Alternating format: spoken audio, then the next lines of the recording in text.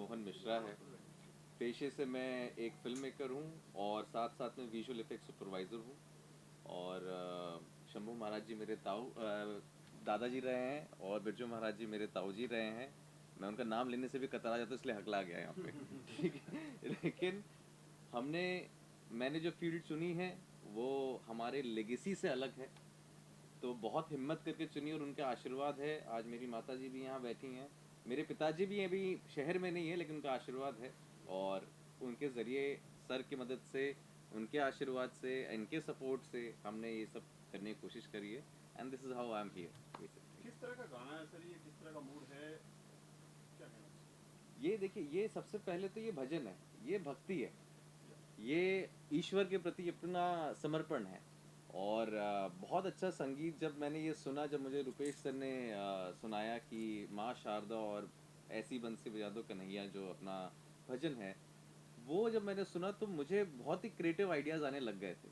तो मैं सर से जानना चाह रहा था कि पहले उनका क्या विजन है इस गाने को लेकर, कैसे हम इसको दिखाना चाह रहे हैं, ऑडियंस को किस तरह से हम पोर्ट्रे करेंगे। और जब मैंने उनका विजन जाना और जब मैंने उस पर वर्कआउट किया तो हम दोनों एक बहुत ही अच्छे क्रिएटिव आइडिया पे आए। तो अब ये गाना सिर्फ गाना नहीं है, it's larger than life, it's a feeling, it's a devotion. आप आंखें बंद करेंगे तो भी ये विजुअल्स आपके दिमाग में चलेंगे। सर संगीत म्यूजिक से जुड़े हुए काफ़ी दिग्गज नाम लेना नहीं चाहेंगे, उनकी फैमिली से जुड़े हैं, कितना मुश्किल था आपके लिए, चैलेंजिंग था कि ये करना कि बड़ा नाम है और चीज़ भी अच्छी बननी चाहिए? जी जी जी, देखिए, रिस्क लेना ही हमारा काम है। सबसे पहली चीज़ तो ये है। और जब आपको अपने काम पे और अपनी कला पे विश्वास होता है तो आपके लिए चैलेंजिंग नहीं रहता है, इट्स अ डिवोशन। ये एक मेडिटेशन था। जैसे मैंने अपने फादर को देखा है, मैं अपनी मॉम को देखता हूँ, जब वो रियाज़ करते हैं तो वो रियाज़ उनके लिए वर्कआउट नहीं है, वो रियाज़ उनके लिए मेडिटेशन हो जाती है। तो similarly when I do VFX और डायरेक्शन, इट्स जस्ट गोज, मतलब मुझे पता भी नहीं चलता कब अच्छे से हो गया, वो ऊपर वाला कराता है और मैं करता चला जाता हूँ। लोग जितने भी गाने होते हैं भक्ति के हो या जी वो एक रियल लोकेशन पे शूट किए जाते हैं, तो जी, आपने वीएफएक्स के जरिए ही क्यों किया? रियल भी कर सकते देखिए, थे तो ये उसमें। अच्छा सवाल है आपका। हमने कोशिश बहुत करी। मैं चाहता था कि हम लोग पहले रियल लोकेशन पे जाएं, हम वहाँ पे एक्सप्लोर करें। पर प्रॉब्लम क्या होती है ना कि वहाँ जब आप मंदिर के अंदर शूटिंग करने जाते हो तो वो क्रिएटिव लिबर्टी हम नहीं ले पा रहे थे। क्यों? क्योंकि भक्तजन भी होते हैं, प्लस वहाँ पे एक प्राइवेसी रहती है, एक सिक्योरिटी रहती है। उस रिदम को मैं तोड़ना नहीं चाह रहा था सिर्फ अपने भजन के लिए। लेकिन जब मैंने कहा कि ईश्वर की दया से हमारे पास एक कला है, विजुअल इफेक्ट्स है, तो हम क्यों ना इसको लार्जर देन लाइफ दिखाएं, क्यों ना हम इसको ऐसा दिखाएं कि आप एक ड्रीम वर्ल्ड, एक इमेजिनरी जगह पे वहाँ पे ये पूरा परफॉर्मेंस हो। तो मैंने वहाँ से भगवान का आशीर्वाद लिया, टीम हमारी पूरी एकजुट हुई और हमने इसको विजुअल इफेक्ट्स में किया। रुपेश जी साथ पहला प्रोजेक्ट है, पहले भी कर चुके हैं आप? मैं रुपेश जी के साथ 12 साल से जुड़ा हुआ हूँ। और मैं जब बॉम्बे आया ही था तो मेरे पहले काम में सर ने सबसे पहले सपोर्ट किया था। Sir is a gem of a person. First of all ये, मैं उनके ऑफिस गया था मिलने के लिए किसी और काम से लेकिन उन्होंने कहा कि तुम मेरे लिए म्यूज़िक वीडियो करो और मुझे पहला मौका दिया जी म्यूज़िक के साथ काम करने का। एंड वहाँ से मेरी जर्नी चालू हुई। फिर सर ने अपनी फिल्म में काम दिया और ना जाने अभी कितने काम मैंने सर के साथ किए हैं। एंड एक खास बात मैं रुपेश सर के बारे में बताना चाहूँगा। वो स्माइल कर रहे हैं अभी, लेकिन वो सच बात है। इसी प्रोडक्शन हाउस में, रुपेश राय सेकंड प्रोडक्शन के अंदर ही, मुझे सबसे ज़्यादा चैलेंजिंग वीएफएक्स करने को मिले। वो ऐसे ऐसे आइडियाज़ निकालते हैं क्योंकि वही तो क्रिएटिविटी है, और वो आपको जब चैलेंजेस आते हैं तो करने में मज़ा आता है उस चीज़ पे। ताल म्यूजिक के बारे में क्या कहना है, कितना ग्रो कर रहा है और कितने आने वाले प्रोजेक्ट हैं आपके उनके साथ में? देखिए, ताल के साथ में सबसे पहली बात तो अभी जब से ये लॉन्च हुआ है तब से ही हमें उसकी व्यूअरशिप और सब्सक्रिप्शंस बहुत अच्छे रिव्यूज़ आ रहे हैं उस चीज़ के लिए। प्लस डिवोशनल है। डिवोशनल के साथ साथ में अभी ये है कि कई सारे हमारे भजन्स हैं जो लाइनअप में हैं, और हम चाह रहे हैं कि अभी उसको और क्रिएटिव तरीके से निकाला जाए ताकि ऑडियंस को विजुअली और अपीलिंग लगे। सर आप माहिर तो हो वीएफएक्स में, जी, ये कितना रुपये जी कितना कहते हैं ये चेंज करना, ये मत करो, ये ऐसा मत करो, कुछ कोई बात नहीं थी? सबसे पहली चीज़ तो इसमें मैं ये बताना चाहूँगा, इज़ वेरी काइंड। मतलब वो बेचारे जब तक नहीं बोल रहे होते उससे पहले मैं बोलता था ये वाला इतना ही होगा। ठीक है, क्योंकि देखिए मैं आपको एक फैक्ट बताता हूँ, वीएफएक्स क्या है। लोग कहते हैं जादू की छड़ी है, लेकिन हर चीज़ के पीछे उसका एक नियम होता है। जैसे मैथ्स के एक फॉर्मूलेज होते हैं, तो मेरी भी एक लिमिटेशन है।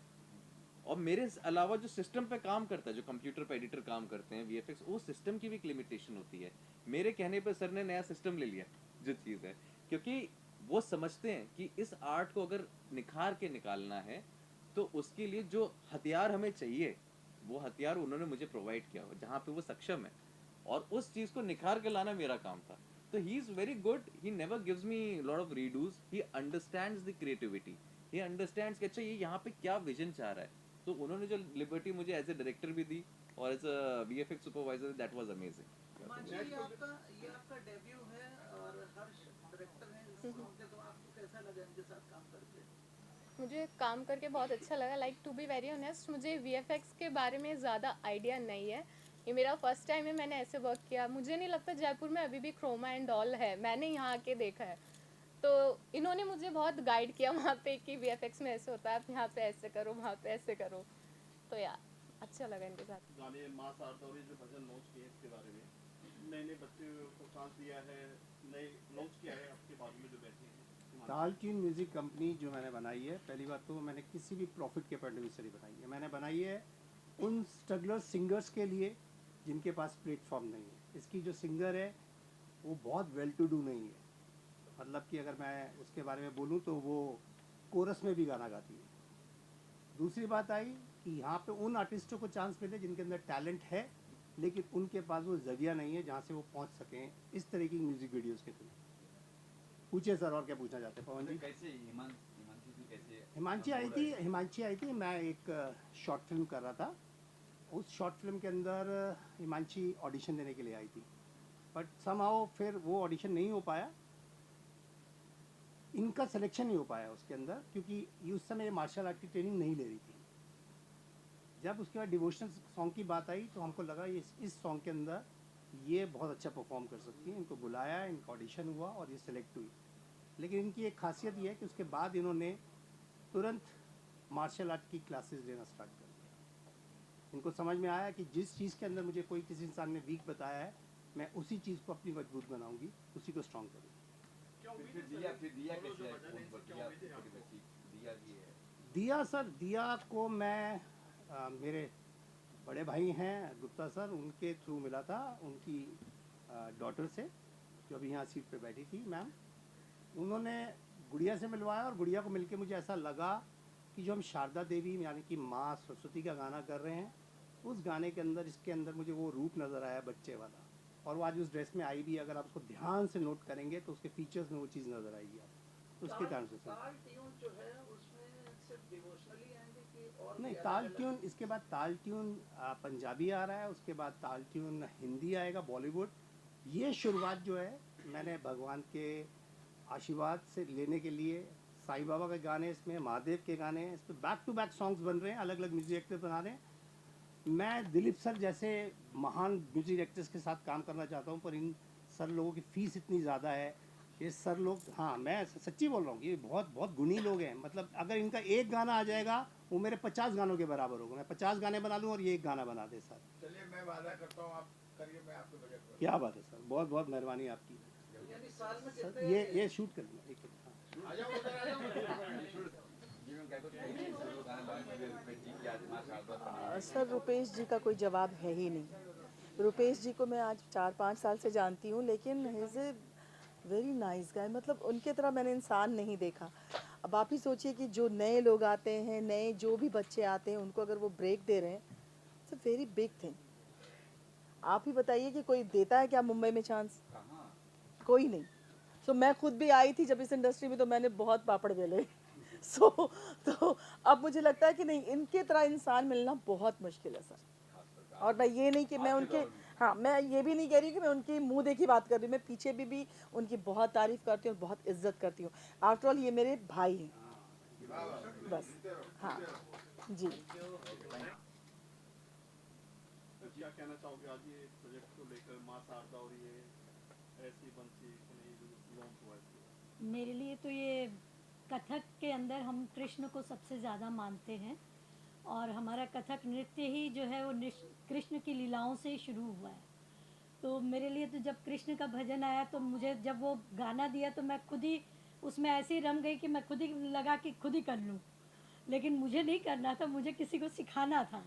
और उनके लिए भी ये पहला एक मौका था कि जिसको भजन को एक अच्छे से रूप में जब आप कोई भी चीज़ करते हैं, मैंने मेरे कहने का अर्थ है कि जब आप गाने का जब काम करते हैं, कोई गाना लेते हैं, चाहे भजन हो, चाहे ठुमरी हो, क्लासिकल, हम कुछ भी लेते हैं, हम पहले गाने की एक एक पंक्तियों को पढ़ते हैं, सुनते हैं और उसको पहले आत्मसार करते हैं। हम उस कैरेक्टर में घुसते हैं अपने आप को, और फिर हम जब किसी को सिखाते हैं तो हम फिर वो सोचते हैं कि हम उसको भी वही ट्रेन करते हैं कि आप जब कृष्ण को दिखाना है तो आप समझो कि वहाँ वो कृष्ण भगवान की मूर्ति है और आप उनको ये बांसुरी दिखा रहे तो ये बांसुरी बजा दो, आप उनको कह रहे हो कि आप बजा दो। तो जो इसकी एक एक लाइन जो थी वो मुझे बहुत पसंद आई। जब मेरे बेटे ने भेजा और मैंने सुना उसको, तो अपने आप ही अंदर वो रम गई मैं। और फिर मैं जब इनके साथ मिली और जब इनको मैंने कहा कि देखो आप ये समझो, आप भले डांसर हो या नहीं हो, देखिए डांसर तो कर लेगा, लेकिन जो नॉन डांसर हैं और क्लासिकल अब भजन या कुछ करना है तो उसके लिए थोड़ा मुश्किल होता है। तो मैंने कहा आप समझो कि सामने कृष्ण भगवान है, आपके सामने मूर्ति है, आप उस चीज़ को एकदम फील करो। बांसुरी है तो ये बांसुरी है, वो कृष्ण है, ये बजा दो। आपने वो चीज़ उसको कहा कि आप ऐसे बजाइए, तो वो 2-3 बार नहीं, कई बार मैंने उसको दिखाया। मैंने कहा देखो जो मैं चाहती हूँ उसको इस तरह से, जितना इसमें से आप ले सकते हो उसको लेके आप अपने ढंग से उसको डालिए। और उसने बहुत कोशिश की और ये कोशिश मैं अभी बड़े स्क्रीन पे देख रही थी और मुझे अच्छा लगा। साथ में बेटे ने अपना भी जो भी अपने आर्ट को भी उसमें इन्वॉल्व किया। सबसे बड़ी चीज़ है कि रुपेश जी ने मेरे पे भरोसा किया, शायद इसलिए कि 3 साल पहले जब मैं आई थी, उन्होंने जब मेरा डांस देखा था तो मेरे बेटे से एक ही बात कही थी कि आपकी मम्मी बहुत अच्छा डांस करती है, बहुत अच्छा एक्सप्रेशंस है। और वही शायद उनको खींच के ले आया मेरे पास कि नहीं आप करिए इसकी कोरियोग्राफी। और मैं उनके लिए मैं कह रही हूँ कि आगे भी हम लोग इस तरह के अच्छे काम करें। ताल म्यूजिक के और साथ में और कौन से प्रोजेक्ट आपके हैं? अभी ये मेरे लिए ये पहला अनुभव था कि मैं कोरियोग्राफी कर रही थी, मेरे बेटे के साथ काम कर रही हूँ, रुपेश जी के साथ काम। पहले जब आई थी तो मैं अपने लिए आई थी, अपना काम किया था, मैंने अपनी रिकॉर्डिंग की थी और उसका वीएफएक्स इन्होंने किया था, रुपेश जी ने पूरा सहयोग दिया तो था। अभी डिवोशनली करने का इरादा कि कुछ और ताल नहीं, मैं सब कुछ करती हूँ। मैं वैसे बेसिकली क्लासिकल डांसर हूँ, कथक की, और लेकिन मैंने फोक भी सीखा है और मैं फोक राजस्थान के बहुत अच्छे करती हूँ। और साथ साथ मैंने ममता शंकर यानी कि उदय शंकर की बेटी के साथ काम किया, अमला शंकर उनकी वाइफ के साथ। कलकत्ता में मैं 3 साल उनके साथ, उनके स्कूल में स्टूडेंट थी और उनके साथ मैंने काम भी किया। सीता स्वयंवर में मैं सीता थी और वो राजा दशरथ थी और उनकी बेटी राम बनी थी। तो मुझे इतने बड़े बड़े लोगों के साथ काम करने का मौका मिला है। और मैं सिर्फ क्लासिकल कथक को लेके ही नहीं काम कर रही हूँ, उसके साथ अपने क्रिएटिविटी को फोक और साथ साथ में उदय शंकर स्टाइल को भी लेके चलती हूँ। क्योंकि आज जो टाइम आ रहा है ना, उसमें हम क्लासिकल को लेकर अगर सिर्फ बॉम्बे में अगर सोचेंगे करने का, तो मुझे लगता है कि हम घर में ही बैठे रह जाएंगे। क्योंकि मैं ये फ्रेंकली बोल रही हूँ, मेरे अभी हस्बैंड की अभी इसने फिल्म बनाई थी और दिखाई उसने कि हमारी कला जो है, क्लासिकल जो चीज़ है वो लुप्त होती जा रही है, उसको वापस कैसे लाया जाए। क्योंकि आजकल आर्टिस्ट सिखाने के लिए जी जान देता है, लेकिन कभी कभी पेरेंट्स जो होते हैं ना, वो जब अपने बच्चों को लेकर आते हैं तो वो एक सवाल सबसे पहले पूछते हैं, मेरा बच्चा कब स्टेज पे नाचेगा। जो हमारे पास उसका जवाब नहीं होता। ये कोई दवाई नहीं है कि मैं घोट के पिलाऊं और उसने पी ली और वो नाचना शुरू कर दे। हम जब आज 20-25 सालों से नाच रहे हैं, still we are doing the struggle. तो हाउ कैन वी से कि वो बच्चा कल उठ के आपका नाचेगा। जैसे वो छोटी लड़की में मैंने फर्स्ट डे टैलेंट देखा, मैंने तुरंत उसकी मदर को कहा, मैंने कहा इसका डांस करवाइएगा, छुड़वाइएगा मत। बच्चा खड़ा होता है ना, उसकी खड़े होने के अंदाज से परख जाते हैं कि इसमें कितनी कला है और वो क्या आगे ले जाएगा। ये पेरेंट्स भी उसको जब करेंगे ना तो बच्चे आगे बढ़ेंगे। मेरे ख्याल से पेरेंट्स को सहयोग करना चाहिए। मैम, आप अपने बड़े घराने की बहू हैं, सीखने में हाँ जी, शंभू घराने की बहू हैं आप, महाराज जी की।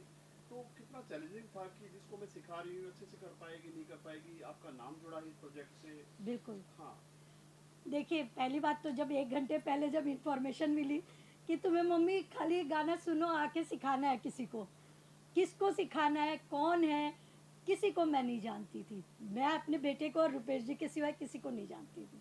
मैं आई, गाना सुनते सुनते आई और ऑन द स्पॉट इसके साथ मिली मैं। पहले मैंने इसको सवाल किया कि आप डांसर हैं, क्योंकि एक डांसर को सिखाना इट्स वेरी इजी।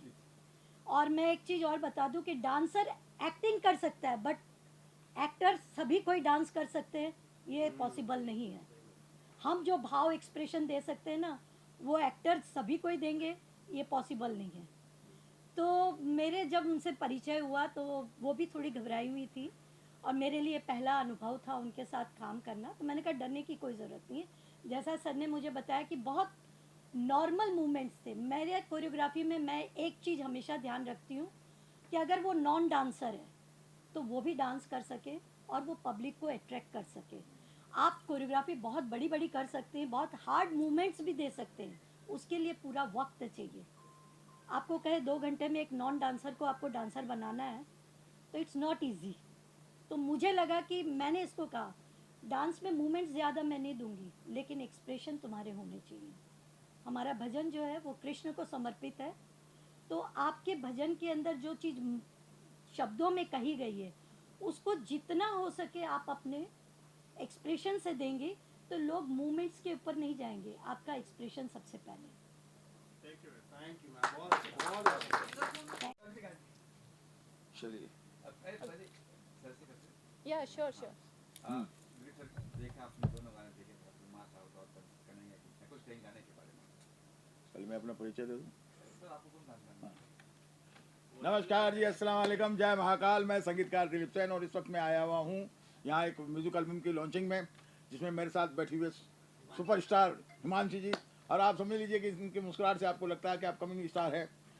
2 गाने मैंने देखे माँ शारदा के, कृष्णा जी के। इसको हमारी बहन जी ने बड़े प्यार से डायरेक्ट किया। रुपेश जी के लिए इतना कहूँगा कि जैसी उनकी पर्सनैलिटी वैसी स्टार हैं, हमेशा सदाबहार हीरो ही हैं मेरे। तो जब भी मैं उनसे मिलता तो ऐसा लगता है कि वो पर्सनैलिटी अमिताभ जैसी पर्सनैलिटी लेके वो हैं। उन्होंने बहुत प्यारी कोशिश की, और मुझे नहीं लगता कि ये गाना देख के आपको लगेगा कि इन लोगों ने फर्स्ट टाइम काम किया है। ऐसा लगता है कि बड़े सुलझे हुए और बहुत ही श्रद्धा के साथ में इसमें हर चीज़ के, राइटिंग से लेके, म्यूजिक से लेके, परफॉर्म से लेके, VFX से लेके, डांस मूवमेंट। मैं खास करके डांस मूवमेंट ये देख रहा था कि जब ये हाथ यहाँ जा रहे हैं या इधर जा रहे हैं या उधर जा रहे हैं, मतलब एक लेमैन की तरह के इसको कॉमन आदमी भी कर सके। तो ये सादगी से जिस हिसाब से ये एल्बम बना है, मैंने भी काफ़ी भजन किए हैं और मैंने भी, अब क्योंकि मेरे वालों में तो ज़्यादा और भड़का रहता है, काफ़ी क्राउड रहता है, मगर इसमें बड़ी सादगी से ये बिटिया ने बहुत अच्छा काम किया है, गुड़िया ने भी बहुत अच्छा काम किया। और इनके खास करके डायरेक्टर साहब को भी मैं बहुत बहुत बधाइयाँ देना चाहता हूँ, और ख़ास करके पूरी टीम को और ताल ट्यून म्यूज़िक कंपनी को।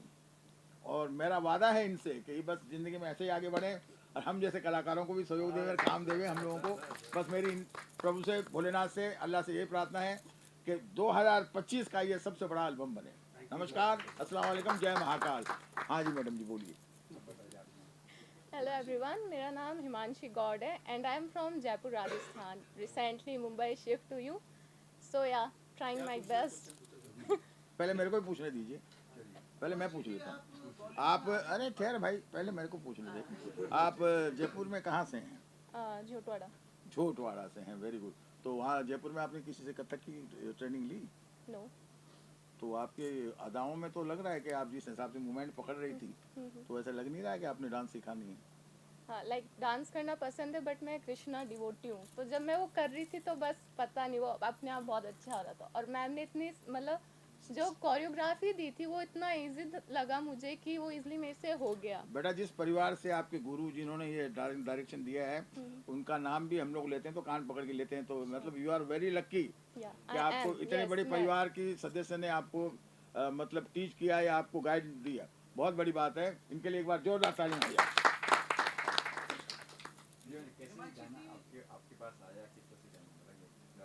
मतलब आपने भक्ति से शुरुआत की है, एक पहली शुरुआत जो होती है बॉलीवुड में, मुंबई में एक अलग ही होती है। या ट्रू। तो कितना प्राउड फील करते थे, पहला जो गाना है मेरी शुरुआत बॉलीवुड में भक्ति गाने से हुई है? मुझे तो बहुत ज़्यादा प्राउड फील है, बिकॉज लाइक यार सब सोचते कि हम बॉलीवुड में आए तो पहले हम ऐसे काम नहीं कर रहे, लाइक मूवीज़ करें, सीरीज़ करें, ये सब। बट मेरा मानना है कि कोई भी काम हो वो पहले भगवान के आशीर्वाद से होना चाहिए। तो मेरे लिए तो ये बहुत बड़ी अपॉर्चुनिटी थी। कैसे आप तक गाना पहुंचा, ये कैसे आपने मतलब यहाँ तक पहुंचे आप? जयपुर से मैं यहाँ तक की जर्नी रहा? जयपुर से यहाँ तक कि बहुत क्या मतलब ऐसे ही आना हुआ था। देन सर से मतलब इनके ऑफिस में ऑडिशन के लिए गई थी। मैं गई दूसरे काम के लिए थी, ऑडिशन के लिए, और सिलेक्शन मेरा सॉन्ग में हो गया था। टू बी वेरी ऑनेस्ट, मेरा फर्स्ट टाइम था और मुझे आते ही काम मिला। सो आई थिंक या आई एम लकी। आपको क्या लगता है सफर काफी मुश्किल है या आसान है बॉलीवुड की, अगर आप कहें? मुश्किल तो आई थिंक सारे प्रोफेशंस ही मुश्किल होते हैं। सो इजी कोई भी नहीं होता। एंड या लाइक स्टेप बाय स्टेप अपन कोई भी काम करते हैं तो वो ईजी हो जाता है। रुपेश जी के बारे में क्या कहना चाहोगे? आपको प्लेटफॉर्म दिया, आपको पहचान बनाई, एक गाना बनाया, नई लड़की को चांस दिया, क्या कहना चाहोगे? मैं फर्स्टली तो ये बोलना चाहूँगी कि ही is very kind hearted person. मैं इनके जैसे लगा नहीं था कि हाँ, इनके जैसे मुंबई के बारे में जयपुर में सब ने बता रखा है कि मुंबई में ऐसे होता है वैसे होता है, बट यहाँ आके मैं इनसे मिली तो मेरा बिल्कुल जो ओपिनियन था वो मुंबई के लोगों को लेके यहाँ ये सब चेंज हो गया। And I think I am lucky कि मैं सर से आके मिली। इन्होंने मुझे अच्छे से गाइड किया, सारा मतलब समझाया कैसे क्या होता है, और इन्होंने बहुत अच्छे से मुझे वर्क वगैरह सब कुछ बताया कैसे क्या करना रहता है, सब कुछ। कोरियोग्राफी की बात करें, आपने कितना अभ्यास किया, कितने सिखाया आपको, कितने दिन की तैयारी थी आपकी? मेरे को एक दिन पहले पता चला कि मैं सॉन्ग में सेलेक्ट हुई हूँ। मैं सेट पे गई, मैं रेडी हुई एंड मैम ने कोरियोग्राफी की। हमने 2 आवर्स के अंदर ये सॉन्ग शूट कर दिया। क्या करना चाहते हैं बॉलीवुड में आप? पहला प्रोजेक्ट है, क्या सोच कर रहे हैं? भगवान के आशीर्वाद से हुआ है तो सब अच्छा होगा, बट मैं सोच के आई थी कि मुझे बॉलीवुड में मूवीज़ करनी है एंड सीरीज़ करनी है। सो या लुकिंग फॉरवर्ड टू इट। और फ्यूचर प्रोजेक्ट आने वाले? लाइक या अभी रिवील नहीं करना चाहती, काफ़ी सारे अच्छे प्रोजेक्ट्स लाइन अप है। मगर एक चीज़ मैं आज आपको बताना चाहता हूँ, आपके थ्रू मैं ऑडियंस के मतलब जो सुन रहे हैं लोग, हमारी मुंबई जो है और मुंबई में जो फिल्म इंडस्ट्री है, इससे दुनिया में प्यारी लाइन कोई नहीं है। मैं आपको ये बता दूँ, इतनी साफ सुथरी, जिस तरीके से क्रिस्टल होती है ना। अब आप ये कहोगे कि डरते हैं, डर आपको उन लोगों से डरना चाहिए क्योंकि जो लोग इस लाइन के नहीं है वो आपको डराते हैं। नहीं तो ऐसे ही यशराज बनर्जिया, सुभाष घाई बनर्जिया, संजय लीला बंसाली या दिलीप सेन नहीं बन जाते। मैं राजस्थान सुजानगढ़ से हूँ। सालासर बालाजी का नाम सुना है? उसके पड़ोस में गांव है सुजानगढ़। वहाँ के मेरे परिवार है, हमारी 5 पीढ़ियाँ हैं अभी। मेरा पड़पोता भी अभी संगीतकार है फिल्म लाइन में, मेरा पोता भी संगीतकार है, मैं भी संगीतकार हूँ। दिलीप सेन, समीर सेन, पिताजी जमाल सेन संगीतकार, बड़े भाई शंभू सेन जी संगीतकार, चाचा भतीजा दिलीप सेन, समीर सेन संगीतकार, मेरा पोता सोहेल सेन संगीतकार, अभी पड़पोता समर वो भी संगीतकार है। तो इससे बड़ी दुनिया में लाइन नहीं है। हाँ, आप एक बार ये जरूर बताइए कि जो फर्स्ट अनुभव से आपको ये समझ आना चाहिए कि इंडस्ट्री से अच्छी कोई लाइन ही नहीं है। समझे आप? तो बाकियों को भी बोल दीजिए कि आप जरूर मुंबई आइए और अपना लक आजमाइए। तो यानी कि आपको गाना दोनों मिले थे कि पहले गाना मिला? Sorry? गाने दोनों मिले थे आपको कि पहले की मिला फिर दोनों मिले? मुझे एक ही सॉन्ग का पता था कि मुझे ये कृष्ण जी का सॉन्ग करना है। एंड देन मैं बस घर के लिए निकल ही रही थी, सर ने कहा कि आपको इस सॉन्ग में भी करना है। देन मतलब मेरा जैसे जयपुर से मुंबई आना सब इंस्टेंट मेरे साथ सारी चीज़ें होती है। शूटिंग के दौरान कोई ऐसी बात है वो जो हुआ हो याद है? याद है काफ़ी सारी, क्योंकि मेरा मुंबई का फर्स्ट प्रोजेक्ट था और सब इतनी अच्छी टीम थी, सब ने अच्छे से गाइड किया, सब कुछ समझाया, तो मेरा ये बहुत अच्छा एक्सपीरियंस था।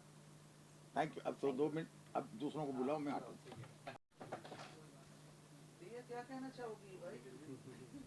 दिया करती क्या पहले? हाँ, दिया करती क्या बोलो? पढ़ती है वो, बोलो बताओ दिया नहीं बताना आपको, बोलो सर पूछे तो दिया को फर्स्ट ऑफ ऑल बोलना नहीं आता है।